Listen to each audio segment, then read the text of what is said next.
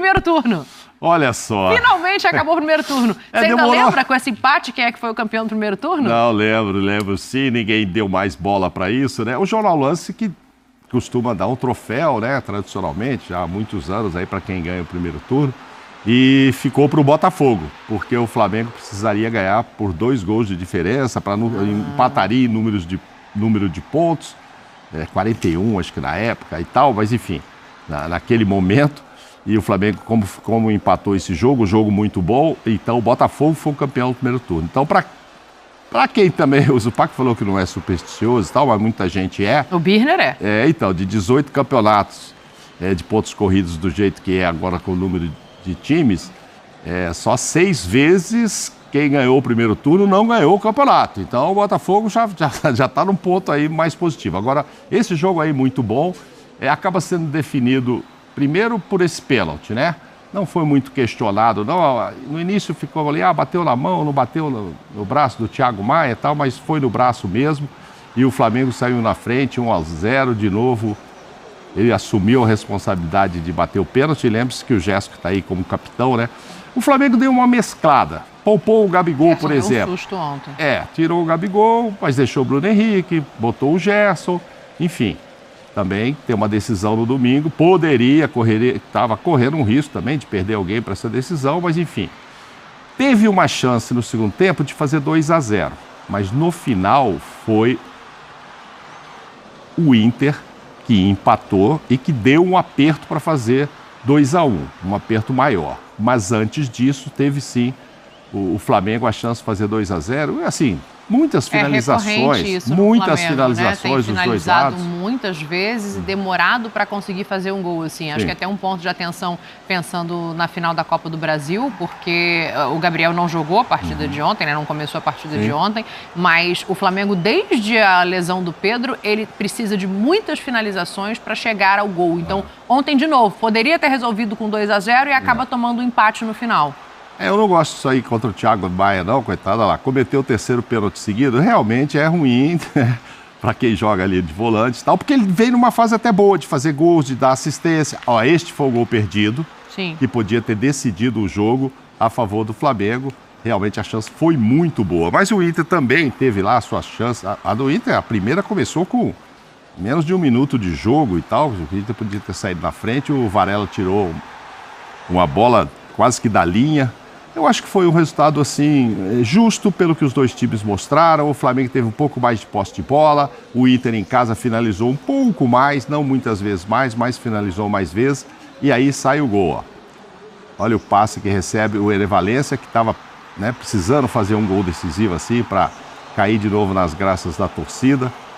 O Flamengo perde essa bola ali. Ele vinha jogando bem, aí perde a bola. Ó, que passe e que...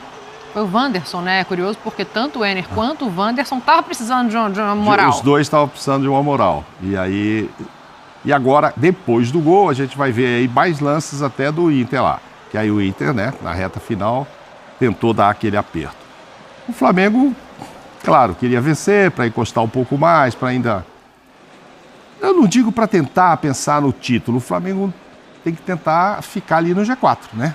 Cada vez mais fortalecido, o jogo de ontem, né? E com esse empate, eu acho que ele dá muito a dinâmica do que vai ser a briga do Flamengo. O Internacional foi chegando, faltava esse jogo. Se o Inter tivesse vencido, passaria o Flamengo na tabela. E eu acho que esse empate, ele mostra muito onde o Flamengo está nivelado agora nesse Campeonato Brasileiro, né? A expectativa não era essa, mas o Flamengo agora briga pelo G4 aí, ó. A gente está vendo até isso, 55 pontos, 16 vitórias. Né? Agora, pelo menos, temos quase todo mundo ali nessa tabela inicial aí, só o Atlético Mineiro não, mas todo mundo com 31 jogos, então a gente já consegue ver a diferença real, né? O Flamengo está, já que estamos falando do jogo do Flamengo, está a 9 pontos. O Atlético Mineiro, o jogo atrasado é contra o Atlético Paranaense, ainda sem data, porque o Galo está em 3 competições, né? Exato. E aí, assim, a diferença do Flamengo é por isso que você diz, né? Agora é pensar mesmo em tentar se garantir ali no G4, porque... já ficou a 9 pontos, já não dá mais para ficar com essa história, vão tentar o título e tal, né? Fortaleza já está à frente dele e Palmeiras e Botafogo é que estão ali, né, nessa briga. Eu acho que o Flamengo agora é isso aí, se manter no G4, obviamente tentando ganhar ainda a Copa do Brasil para já garantir as competições do ano que vem. E como isso vai acontecer antes de acabar o campeonato, Aí a gente vai ver qual vai ser o comportamento do Flamengo caso não ganhe. Sim. Né? Caso não ganhe. Ou caso ganhe. Então aí podemos tirar o pé, porque aí já estamos... A vaga está garantida. Exato. Aí podemos fazer, quem sabe, Felipe, fazer novos testes, etc. e tal. Não sei. Eu acho que a ideia é ficar pelo menos no G4, né? Independentemente de ganhar ou não a Copa do Brasil. Você falou em novos testes, eu lembrei do que eu vi ontem de pós-jogo, a torcida criticando o Everton Araújo, né? E assim, realmente ele comete um erro, ele comete uma falha, mas é um jovem com muito potencial e pensando nesses testes, pensando numa temporada seguinte, acho que tem que se ter muito, muito cuidado. E aí eu digo o torcedor mesmo com como maneja, às vezes, certas críticas, né? Porque, tudo bem, é um erro grave, é um erro que o Felipe provavelmente vai tentar ajustar, mas também não é um erro ele não estava mal no jogo, que ele é um jogador para se jogar fora. Porque o Flamengo já fez isso com alguns. Não, ele já foi utilizado e bem utilizado pelo Tite quando ele entrou. Com o Tite ele também não foi mal. Ontem também ele não estava mal. Agora, é um erro, acontece. Ele foi tentar uma bola que ele se enrolou, perdeu a bola e o Patrick, até o Alan Patrick rouba a bola dele, aciona o Wanderson, que aciona o Ené Valencia. Aí é óbvio que isso fica marcado. A história do Andreas Pereira lá, claro que era muito mais grave e tal. Você perde uma bola num jogo, gente, não adianta. Mas é um bom exemplo, porque é um jogador que saiu do Flamengo de uma maneira como se não prestasse para jogar bola seleção, né? e é um excelente jogador. Está na seleção, inclusive na seleção brasileira. Então, assim, não dá para pagar. E este é muito mais jovem ainda, é o que você falou. Tem. Agora, fica marcado, acaba, o torcedor fica irritado. Claro, o torcedor Flamengo queria ganhar para continuar sonhando com o título, para ganhar de mais gols, ainda falar, ganhamos o primeiro turno, queria tudo isso. Aí vai tudo na conta dele, mas não foi só isso. Eu acho que o gol perdido também é grave. Mas quem perdeu o gol? O Alcaraz, que tinha feito o gol do pênalti. Marcou de pênalti. Aí você, entendeu? Você tinha um crédito ali, mas 2-0 matava o jogo. E 2-0 dava o título do primeiro turno, que não vale nada. Isso é simbólico. Mas o Flamengo sairia do jeito que queria e tal. Aconteceu, não fez o gol e acabou tomando. Eu acho que esse menino é muito bom.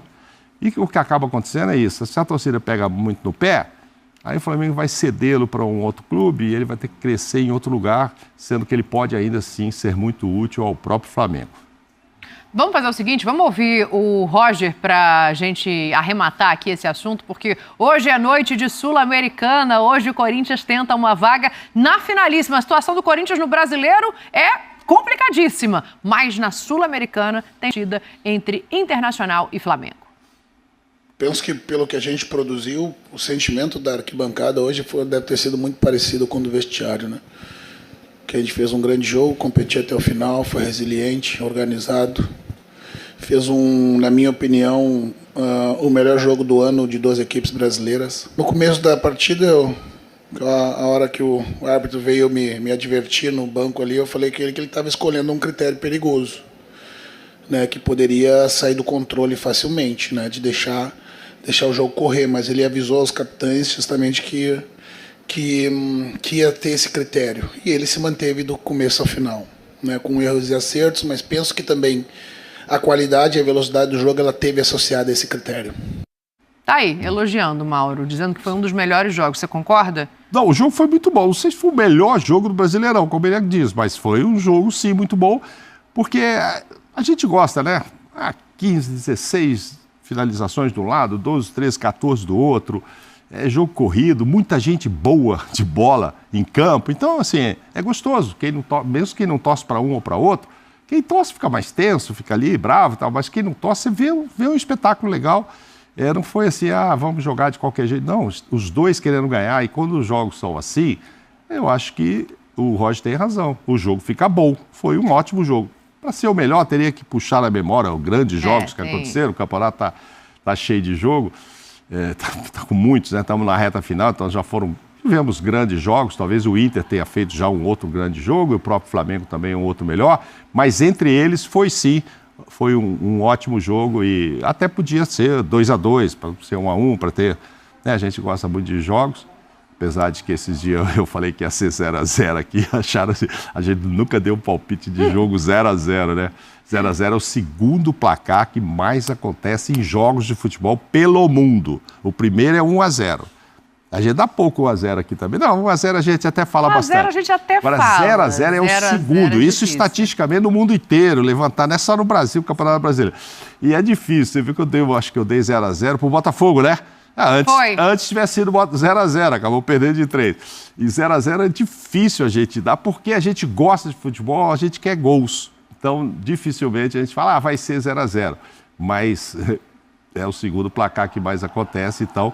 Ontem podia ter sido 2x2, 3x3 não sei, mas um 2x2 e tal seria maravilhoso.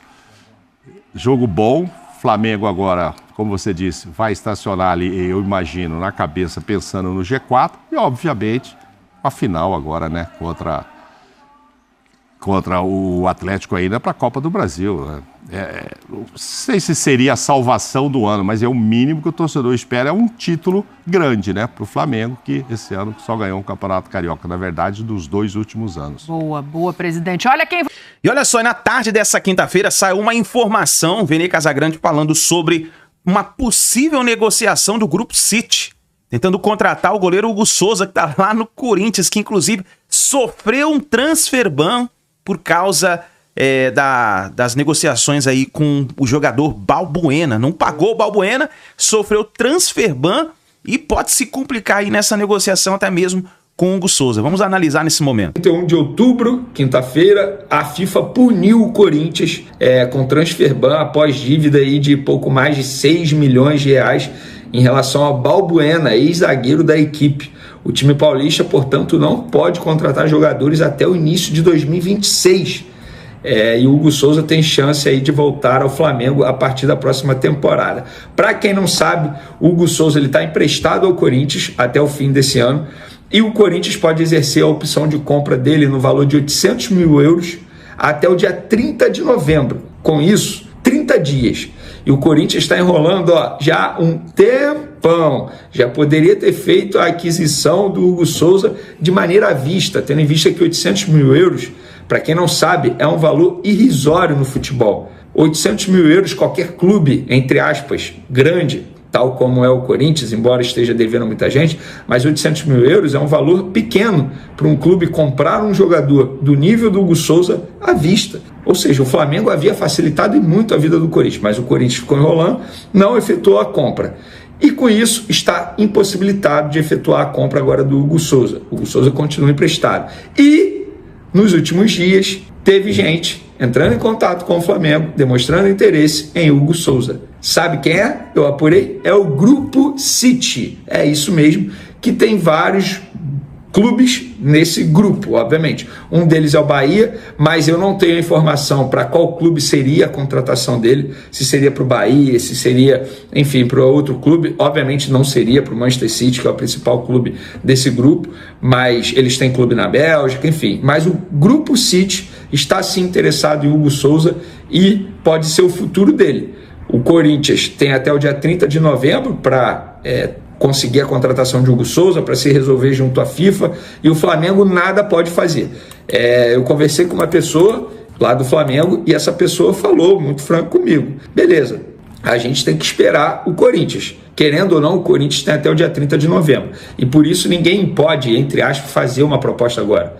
Ah, mas beleza, a proposta tem que ser no valor de 800 mil euros. Não, o Flamengo pode pedir mais. É porque esse valor está pré-estabelecido num contrato de empréstimo ao Corinthians. Como o Hugo Souza se valorizou, está muito valorizado no mercado, obviamente, o Flamengo pode pedir mais. E lembrando, esse valor do Hugo Souza é por 60% do Hugo Souza. O Flamengo manteria 40% dele. Então, é claro que o Flamengo vai pedir um valor maior caso negocie o Hugo Souza com outro clube. Mas antes, tem que esperar até o dia 30 de novembro, que é quando acaba o valor, a opção de compra do Corinthians para comprar o Hugo Souza. O Flamengo é um dos clubes mais tradicionais e vitoriosos do futebol brasileiro. Aqui está uma lista detalhada dos principais títulos conquistados pelo Flamengo ao longo de sua história. Títulos nacionais: Campeonato Brasileiro, Brasileirão. 7 vezes, 1980, 1982, 1983, 1992, 2009, 2019, 2020. Copa do Brasil. 3 vezes, 1990, 2006, 2013. Copa dos Campeões. Uma vez, 2001. Títulos internacionais. Copa Libertadores da América. 2 vezes, 1981, 2019. Mundial Interclubes, Copa Intercontinental. Uma vez, 1981. Copa Mercosul. Uma vez, 1999. Copa Ouro Sul-Americana. Uma vez, 1996. Títulos estaduais. Campeonato Carioca. 36 vezes, 1914, 1915, 1920, 1921, 1925, 1927, 1939, 1942, 1943, 1944, 1953, 1954, 1955, 1963, 1965, 1972, 1974, 1978, 1979, 1979, especial, 1981, 1986, 1991, 1996, 1999, 2000, 2001, 2004, 2007, 2008, 2009, 2011, 2014, 2017, 2019, 2020. Taça Guanabara. 24 vezes, 1970, 1972, 1973, 1978, 1979, 1980, 1981, 1982, 1984, 1988, 1989, 1995, 1996, 1999, 2001, 2004, 2007, 2008, 2011, 2014, 2018, 2020, 2021. Principais títulos conquistados pelo Flamengo ao longo de sua história. O clube tem uma enorme base de torcedores e uma trajetória marcada por grandes conquistas tanto a nível nacional quanto internacional.